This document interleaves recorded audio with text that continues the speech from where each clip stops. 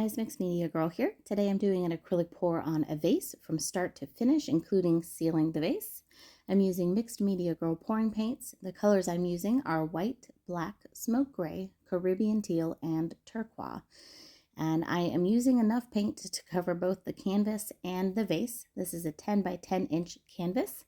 So I'm using about a little over 6 ounces of paint. Now I have my glass vase sitting upside down on a cup on top of the canvas, and I clean it with isopropyl alcohol before pouring. That is the only prep that I do. And then try to make sure that it is somewhat level and centered and pour on the bottom of the vase. I like to do a bit of a tree ring here, but you can do ribbons, you can do all kinds of things depending on the type of pattern that you are going for. This gives a really pretty marbled look. Once I've poured all the paint out, I let it sit for about 2 to 5 minutes. You can leave it even longer than that, but I find that's pretty sufficient. I then lift it gently by the cup and move it off to the side. If you accidentally touch the rim of your vase, don't worry too much. It's going to keep dripping. I let the hole on the canvas seal in with paint.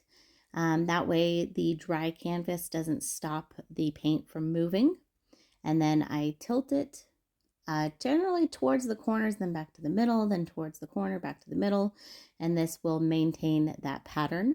You can also put it up on a cake spinner or a Lazy Susan or something like that to stretch out the design. Totally up to you.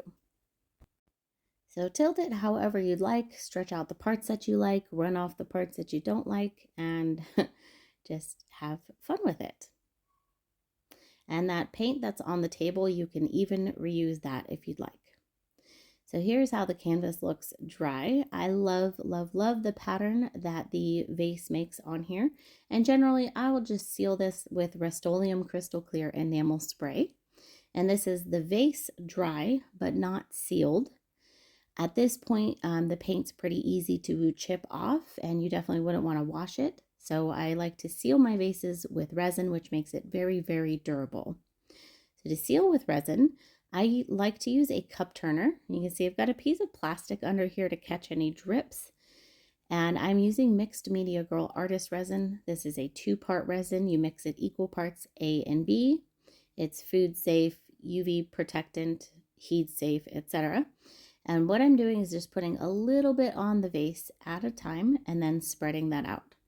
Once I've got pretty much full coverage, I'll go very systematically from the bottom to the top for at least 1 full rotation, if not 2 or 3, to make sure that I've got complete coverage on the entire vase and don't miss any spots. This has been the most effective way for me.